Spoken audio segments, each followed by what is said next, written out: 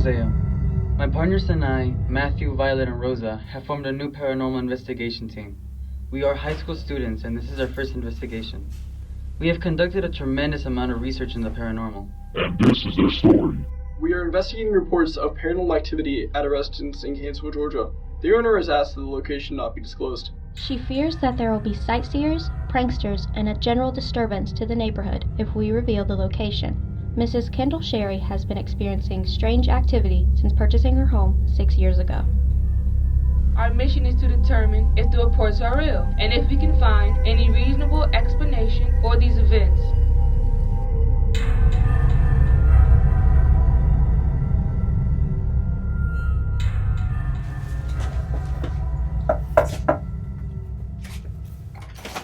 Hey, thank you for coming. Come on in.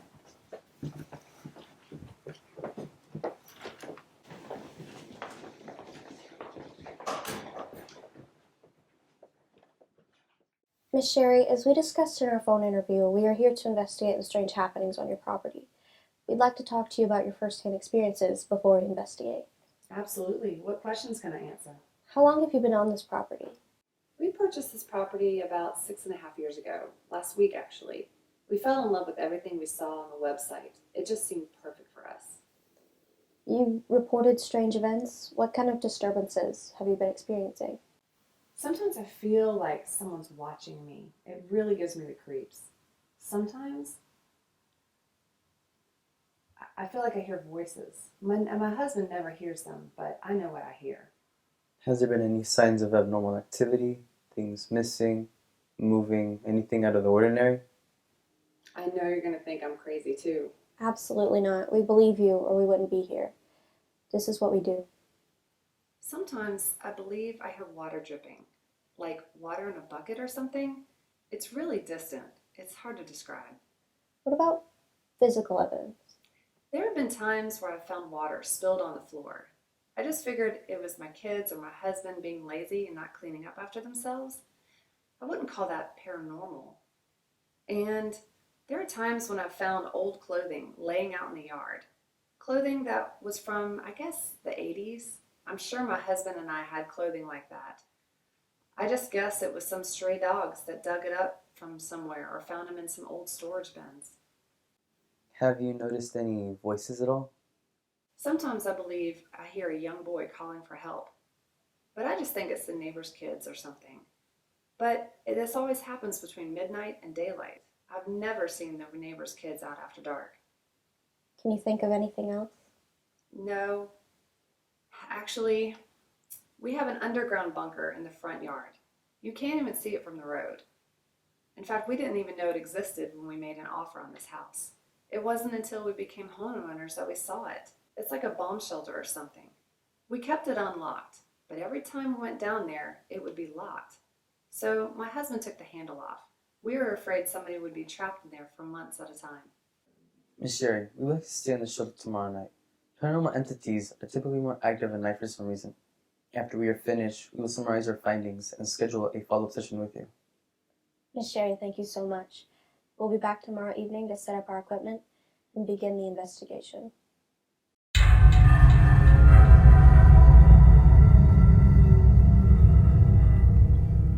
Homeowner was right.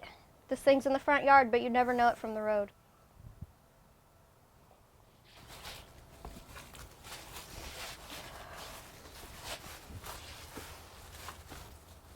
And what is it? You have a weird way of knowing when something isn't right. It's weird. I almost feel seasick and cold. But that doesn't make any sense.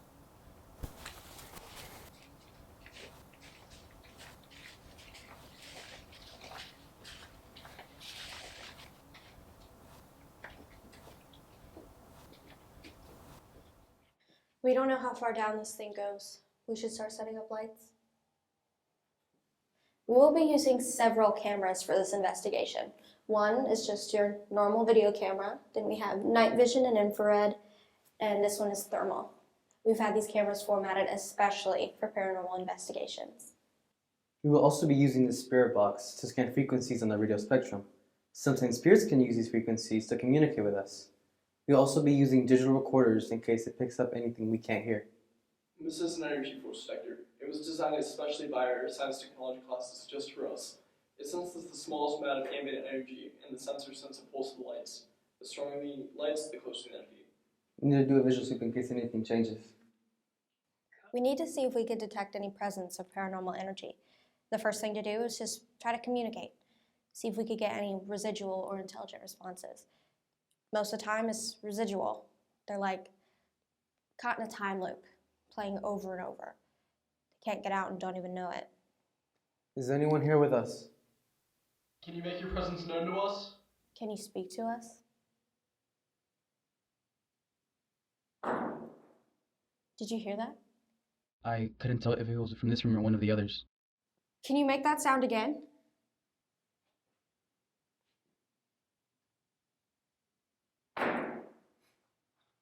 Did you hear something hit the ground, the wall? I thought I did, but I wasn't sure. I can't believe we're picking up something so quickly. Shine a light over in that corner. I think I heard something.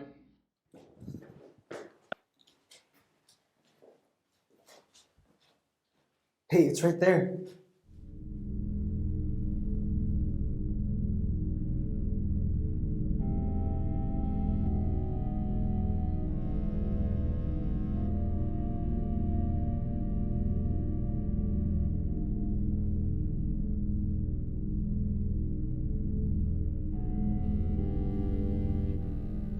It's been, what, an hour since we've heard anything? We're gonna ask a series of questions. We may not hear anything with our own ears, but we could pick up something on our voice recorder. We'll just check audio files later. Miss Sherry says that she sometimes believes someone is watching her in the house. Is that one of you guys?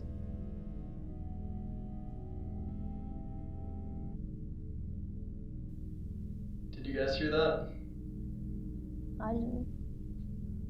I'm just a little freaked out right now. How long have you been down here?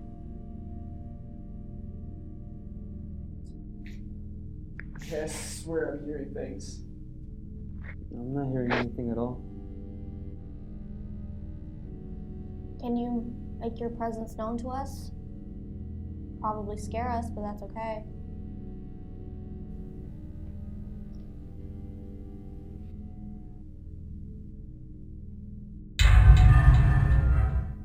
It's been, what, 3 hours since we heard anything? Let's just set up our sleeping bags and try to get some sleep. We don't barely keep our eyes open. Sure. I just want us to have some photos before we go to sleep.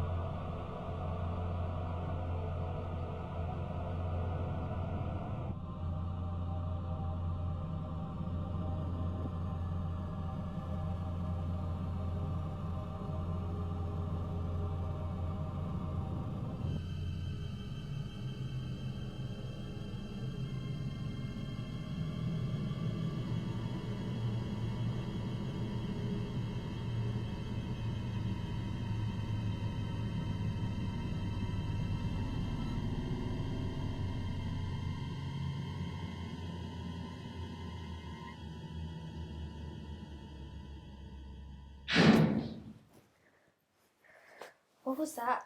There's no mistaking, that was the entry door being shut. Well, you can't lock. There's no handle. But that doesn't mean we're not alone.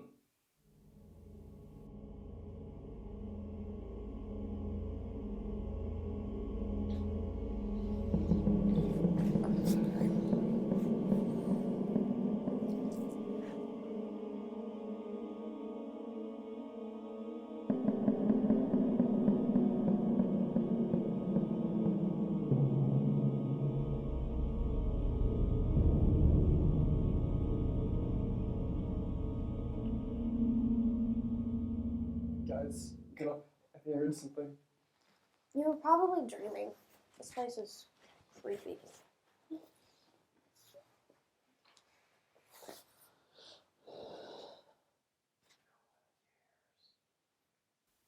I know dang well someone said no one cares.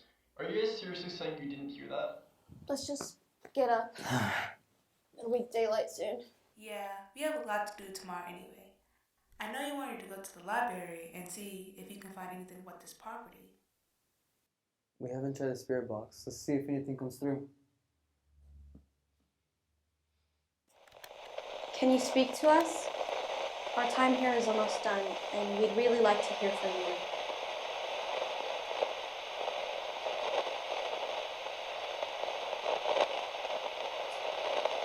It's cold down here, and I'm wet. Can you tell us more? Guess that's all we're getting. That was great. I'm just gonna the energy force sector. I'll pull it out.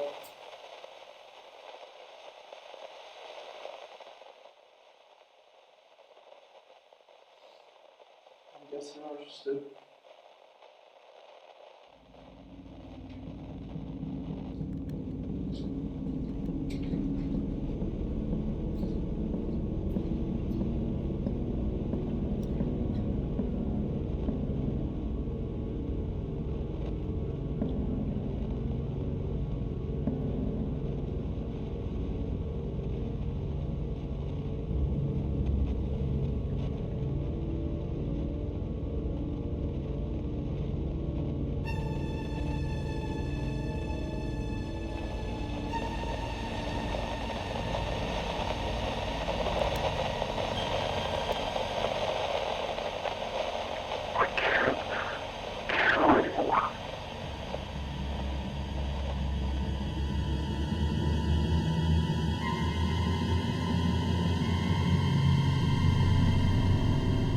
Do you hear water dripping? I think it's coming from in there.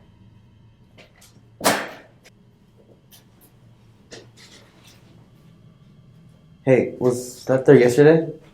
No, we checked. There's something going on down here. First the kid saying he's wet, now the water dripping.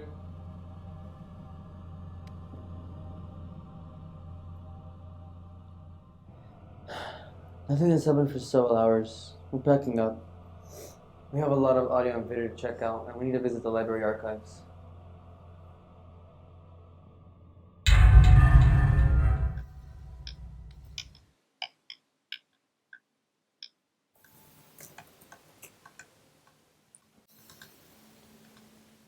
Hey, you gotta see this. What is it? Look. Is that a gun in his hand? I think so. It looks like it. Wait, hold on. I think I'm getting something. I'm too creeped out right now. Listen.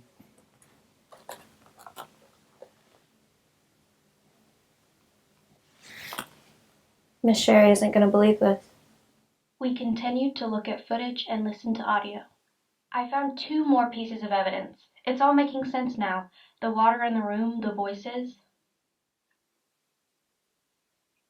In 1952, the owner of the property, Mr. Cleveland Willis, was worried that the Korean War was going to come to American soil. He built the bomb shelter in the front yard of his property. His son was in the Air Force, trained at the Southern Airways School in Bainbridge, Georgia. He was shot down in the service and had to fight his way to a pickup point with a rifle he found in an abandoned house. The paper goes on to say he went insane and killed himself in the bomb shelter of his father's property. That's not all. In 1970, a homeless man was seeking a place to stay and discovered the bomb shelter that no one used. All indications was that he had lived in the shelter for almost a year. Coroners believe that he got himself accidentally locked inside and died of starvation. This is just too bizarre. No wonder there are so many troubled spirits here. Miss Sherry, we are so glad to be able to come back with the findings of our investigation. There was a lot that went on during our investigation. We were only there for one night, but we still experienced a lot.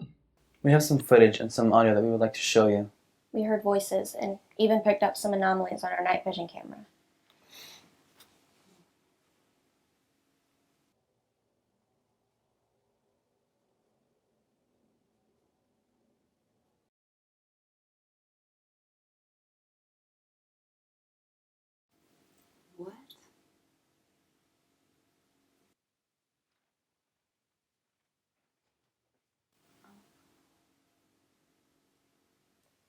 I found some disturbing information in the library as well. I looked up information linked to this address and referenced the bomb shelter. A little boy drowned in a well at the front of the property, right where the shelter is built. That well was filled in, but I'm pretty sure the shelter was built on top of it. That's not all. The father of a Korean War soldier built the shelter for fear of a bomb threat. His son returned from the Korean War and killed himself in there. And if that wasn't enough, in 1970, a homeless man got trapped in there and died. Now I want to let you listen to some audio. These recordings came over a 12-hour period, but we put them together the best way we could to make sense of them. I'm so cold. Leave me alone. You're all gonna die. No one cares. It's cold down here, and I'm wet. I can't kill anymore. Now, all of those recordings came from the spirit box, but when we listened to our external voice recorder, we got these complete messages. I wasn't lost. God pushed me in and left me. I'm so cold. I can't handle any more of this war.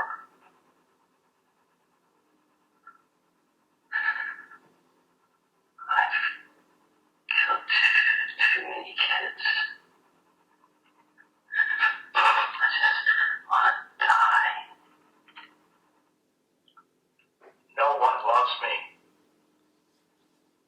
I'll never be anything to anyone. I think I've been trapped here for months. No one has heard my cries for help. I think this is it. No. Oh my gosh. It all makes sense. The water, the gunshot sounds. I forgot to tell you guys about those. Every time I walk out in the front yard, it smells like a rotting animal. But my husband never finds anything. I swear that thing has been nothing but a death trap.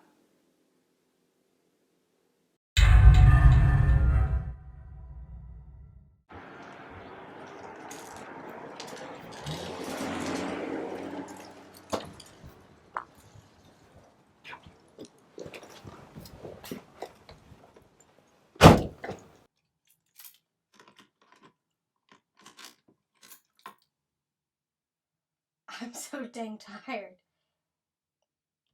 I've studied and trained for so long. I thought this is what I wanted to do for the rest of my life, but tonight really creeped me out.